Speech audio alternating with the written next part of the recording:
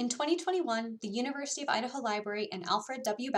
Laboratory of Anthropology received a Council on Library and Information Resources Digitizing Hidden Collections grant to digitize the Donald E. Crabtree Lithic Comparative Collection, a preeminent collection of lithic tools created and collected by Donald Crabtree.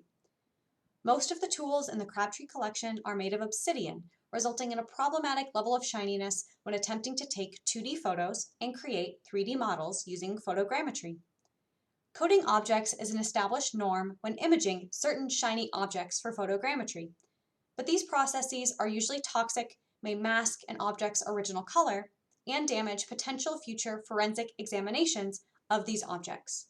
Our grant team came up with a unique solution that addressed the toxicity and color masking parts of this problem by creating a coating of Elmer's glue and water. When painted on shiny objects, our process, named Get Glue On It, results in a matte finish. In this video, we will demonstrate our process and talk more about how and why it works. One very important note is that Get Glue On It is not appropriate for all or even most objects. Get Glue On It is best for only those objects that have already been cleared for the most invasive handling and processing methods, such as experimental archaeology collections. As with most coating methods, applying and removing Get Glue On It will interfere with any residues present on the objects, corrupting future forensic examinations or potentially other specialized analyses.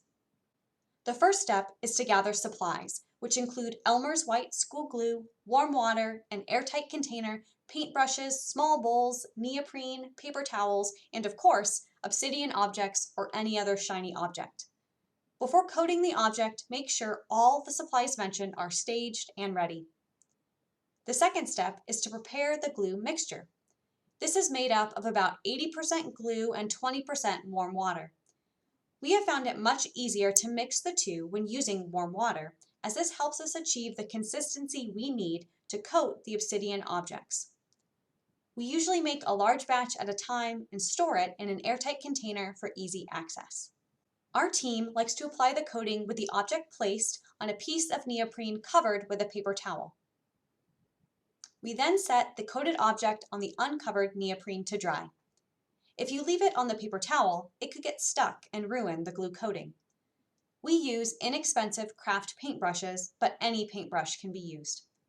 Be aware that brush hairs may fall out and stick to the object. Remember to remove any stray hairs before the coating dries so they won't interfere with the 2D photography or final 3D modeling. To speed up the drying time, you can set the objects in front of a fan. Once both sides are completed and dry, check to see if there are any shiny spots and simply add more glue where needed. Once completely covered, the object is ready for the photogrammetry process. A time lapse of our process will play while we discuss why we attempted this coating method in the first place. During our grant's planning phase, the grant team first learned of a coating method created by Samantha Porter at the University of Minnesota, which involved dusting objects with dry baby powder. This process inspired our team to seek out other non-toxic alternatives, especially since using developer spray or foot spray, two popular methods, carried too many respiratory risks. When our team failed to get consistent results with a variety of dry powders, we began to wonder what other coating materials could be used that would be non-toxic, affordable, and ideally preserve the object's finish and appearance. One fateful afternoon, a Microsoft Teams chat generated the idea of trying Elmer's glue. Cheap, non-toxic, and famous for leaving a thin, matte, peelable layer, the team jumped into action. Within minutes, Marco Safurli Valencia, Allison Fashing, and Leah Evans-Janke were mixing test batches of different proportions of glue and water and sharing the results in real time.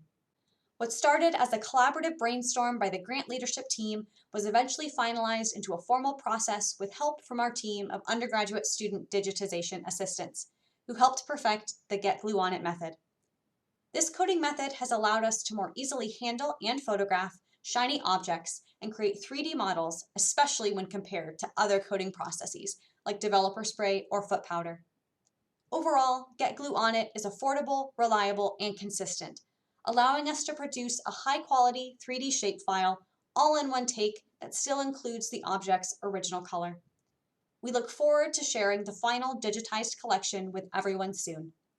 If you enjoyed this video, please consider following us on social media for project updates. Thanks for watching.